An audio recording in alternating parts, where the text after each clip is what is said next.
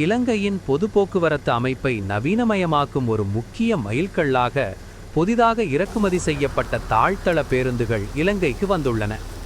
முதல் கட்டமாக மாற்றுத்திறனாளிகளுக்காக இந்த பேருந்துகள் கொண்டு வரப்பட்டுள்ளன. மாற்றுத்திறனாளிகள் உட்பட அனைத்து பயணிகளுக்கும் இலகுவான அணுகல், மேம்பட்ட வசதி மற்றும் சௌகரியத்தை வழங்கும் வகையில் இந்த பேருந்துகள் வடிவமைக்கப்பட்டுள்ளன. இது அனைவரையும் உள்ளடக்கிய மற்றும் திறமையான பொது போக்குவரத்து வலையமைப்பை நோக்கிய முன்னேற்றத்தை குறிக்கிறது என இலங்கை அரசாங்கம் கூறியுள்ளது.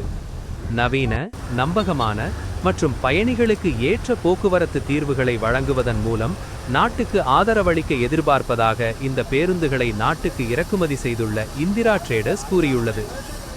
இலங்கையின் பொது போக்குவரத்திற்கான சிறந்த எதிர்காலத்தை நோக்கி நாம் ஒன்றிணைந்து பயணிப்போம் என்றும் இந்திரா டிரேடர்ஸ் அழைத்துள்ளது.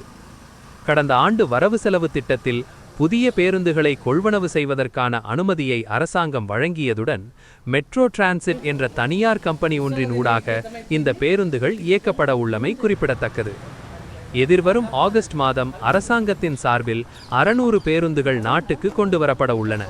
இவை செப்டம்பர் மாதம் முதல் பொது போக்குவரத்தில் இணைக்கப்பட உள்ளமையும் சுட்டிக்காட்டத்தக்கது.